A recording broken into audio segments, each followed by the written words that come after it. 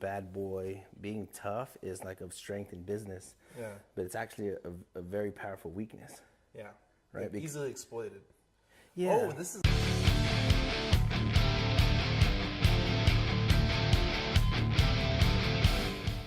This is a great conversation. We have never been here before. We have never been here before. Okay. I know exactly where you're going with this. This is I love this conversation. Okay, so we do this like 12 hours a day. all right. So a lot of people are afraid of being scammed, and especially in real estate, everybody's really defensive. Like, oh, I'm gonna protect my $20,000 fee, and I'm not gonna collaborate. I need to send you something to sign. I need an NDA. We get NDA. We're like, anybody that sends us an NDA, we automatically ignore them. Like, yeah, we'll be sure to check this deal out. Yeah, this girl sent me an NDA on a land deal, and I was gonna sign it. I was gonna read it, and I just never got around to it.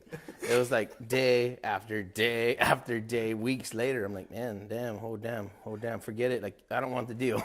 Well, did you sign the paperwork? No, but I didn't want to stop to do it. So automatically, like when people send me an NDA, I'm just like, man, I don't want to read it. I don't want to go through the legal liability. I don't want to know what it's about. Like, you're just giving me a legal problem now that could get me in legal trouble. Like, just keep the whole deal. Keep the NDA. Figure it out. Don't help me. don't help me, and I won't help you, because you're giving me a legal problem, and you want me to like legally analyze it in a few minutes. And I'm like, damn.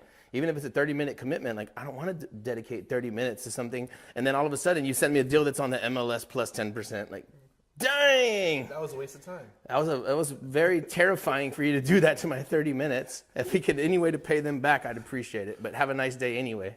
So it comes to the point where you if you act in abundance and you have abundance mentality, you give opportunity to people to steal from you. Mm-hmm. Because most people, when they have the opportunity to do it, they're gonna do it. Oh, we're gonna use that $350,000? Like, kinda, yeah. Like, oh, dang! Now we're in court for 3 years. Like, oh man, I wish you would have just told me ahead of time that you were gonna steal the $350,000. We're gonna do more deals with you. Well. And then all of a sudden now, like, damn.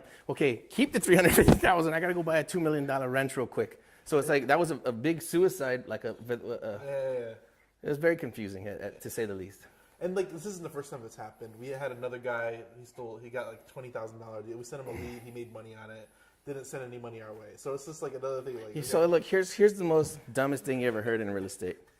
Somebody sends me a text message, and I'm like, hey, this is probably a deal. And I look at it, I'm like, damn, this is probably a deal. But I don't want to invest an hour or two into the deal, right? But it's 100% chance of it going to be a deal. So I wrote through my... rolled through the Rolodex, and we sent it to a friend. I go through the Forget-A-Dex, and I send it to just the first person that comes to mind that's been contributing and helping us. Because I'm like, okay, cool, that guy probably needs $10,000. He can use the money. So I send the whole entire deal, 20,000 spread, and it's like, I hope he kicks me 10, and I hope he keeps 10. But then like he makes the whole 20 and just doesn't call no more. Like, ooh, damn. Okay, he probably needed it pretty bad. I'm still not mad. But next time I get a deal, that guy's not the first in the list. Like, I'm not calling. And not for no bad reason. I'm not mad. I'll send you another gratitude to turn off your lights or whatever. But it's like you lose the opportunity for the next up, and then I think that's where the value is, and that's what people are not paying attention to. And it's the cookies in the cookie jar. Ooh, those cookies look nice. I'm gonna stick my hand in it, and I'm gonna take the cookies. But then you realize you're never gonna get cookies again. Now they're gonna put them on top of the fridge. It's a cold, dark moment. So I think that's something that people, I think Daniel and myself, I don't know if we've gone far. I know people do way better than us, and they got more shine and clout and all this, but I think we're having fun.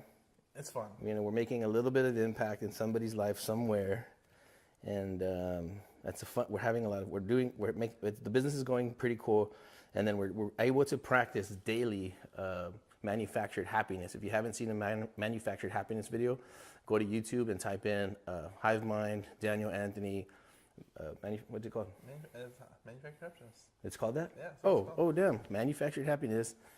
And it's cool, man. It's just like, hey, do I just give him like 4 seconds on it? Yeah, go with 4 seconds. So here's my take on it. And maybe I'm wrong, right? I just think a lot. But let's say that you're going to want to be angry, or you want to make somebody angry. You're going to have this argument with this person. Whatever story you formulated in your mind, the way that this person wronged you, now you're going to show them how angry you are in return. So the first thing you have to do, step one, is you make yourself very, very angry. right? So now you go from being in a good mood, a normal mood, to very, very angry. You're like, I'm so mad when I see him. Oh, it's going down. And then when you see that person, you make a bunch, and you're like, hey, you want some of this? And the guy's like, yeah, I'll have some. Boom, now you're both pissed. But it also works in the opposite direction, right? So if you're not feeling so amazing, you make fake happiness in your body. You find a way to bring up your mood, diet, exercise, prayer, meditation, church, something. And then as you're starting to make yourself feel more happy, then you can share it with the person next to you. Yeah. And so now Daniel's laughing. He's in a good mood. We're talking shit. Like things are we're just clicking, and it's a good vibe. So it's something that we get to practice on the daily with this business. Yeah. It's fun. It's fun stuff. That was my thesis. Let's jump back to people think they got the one up on you. I think we heard a story recently of people think they have the upper hand, but somebody's always watching, and it always comes back and always comes to light. And you may not like it when it comes to light, but somebody always knows. Yeah. Even if you think you got away with it, somebody always knows. And then stuff's on paper now. Everything has a digital record. So if you cheat somebody out of a deal, if you think you beat them and you got the better percentage by being slick or smart, that's on paper now. It's on the emails. It's on the internet. So it's a weird decision. Oh, let's talk about the one story where somebody did somebody wrong in the community, and then like, oh, why'd you block me? I just go all the way. Yeah. Okay, all right. I mean, we don't have to drop names because. So we're at HBHS. They don't know who they are if they're watching us. You know who you are. And we were at HBHS event. Charles and Mike invited us to speak, and there was like 500 people. There was a badass event, one of the biggest events I've ever been to in my life. And somebody had done somebody wrong in the hive mind. It was a deal that was going south. The guy finds a way to capture the whole deal and cut everybody else's profit down to nothing, and he did the gun to the head approach, like, hey, take it or leave it or get out of the deal. I know there's probably a lot of reasons that might happen. Like, hey, the people stopped participating. They didn't deliver on what they said. They tried to steal the lady's money. I don't know what the details are. But if you're going to gun to the head approach like 4 or 5 hive mind members all at the same time, I kind of don't care what the reason is. And I'll tell you why. Because if I got into a situation where, hey, man, shoot, I'm about to lose $100,000, but 4 of my hive mind friends who I know, love, and trust are going to be put in a very bad position. Yeah. But no, they effed up. I want my $100,000, even though they're all going to take a negative $8,000. All right, you're out. Because I would never do that to one of my friends, never. Not even for $1 million, not even for $10 million. So if you put a price tag on treating me and my friends like that, and my wife and my friends, you're out. Yeah. And there's no and he was like, but did you hear my side? No. Thank God that those words didn't fall on my ears. Thank God. Thank you, man. And I told him I'm never unblocking you, because I already know that person's heart now. And I'm not saying I'm the most saintest of the ever saintest that ever sainted, but you don't do that to people. Yeah. Not to people that you think are your friends. Yeah. So what goes around comes around. Do the right things when you're supposed to, and it goes a long way. It's such a powerful. It sounds like, oh, they're preaching happiness or like, whatever. This makes you money. This is how you make money. Be cool. Be nice to people. Over time and distance. Do the right thing. Overpay time. Overpay money. Buy people stuff. Right? Buy strangers stuff. Fix them up. Help a stranger move a car out of the way. So every time somebody's like, how's Texas? How are the people in Texas? Effing amazing. You're at a 4-way intersection. Your freaking jalopy breaks down, and all of a sudden, like 12 people get out of the car and push you into the gas station. You don't flag nobody down. You don't honk or nothing. There's no secret code. People just jump out, move you out of the way. Everybody goes about their business. Yeah. I was like, wow, that makes me proud to be from Texas and San Antonio. So I think if you take care of, it's like the karma effect. You do good, people do good for you. And so I want to point something out, because me and Daniel use words like karma and all this stuff. I'm religious. I'm Catholic. I'm proud of it. I'm happy. I go to church 3 times a month. But I gotta miss something sooner or later, bro. I'm a human, man. That's a mortal sin. But like, we're just human. We're all trying to do the right thing. Yeah. It's good stuff. I think it's funny. I don't know. But if you think $10,000 is a lot of money, take it. I mean, but I would rather that person take the $10,000, and now we're not friends no more. The $10,000 is your reward for telling me who you are. Yep. thank you. I got a lot of important things to do this afternoon. So the money is, when people start counting pennies, we call it counting pennies. Tripping over pennies. Yeah, you know what? You can have everything. Like imagine you're playing Monopoly, and if things are going fantastic and they're going in your favor this day, right? And then everybody else on the thing like getting violently mad, like they want to hit you, like, down. Hey, I'll just keep everything and I'm out of here, right? Yeah.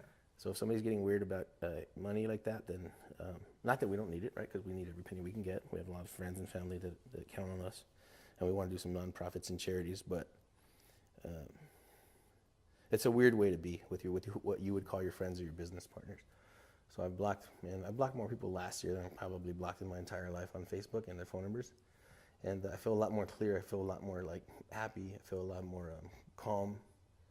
So sometimes you gotta. I just mute them. I want them to see what I'm doing. I just kind of like don't want to ever see them again. Like I'm not mad. I don't know if that's toxic.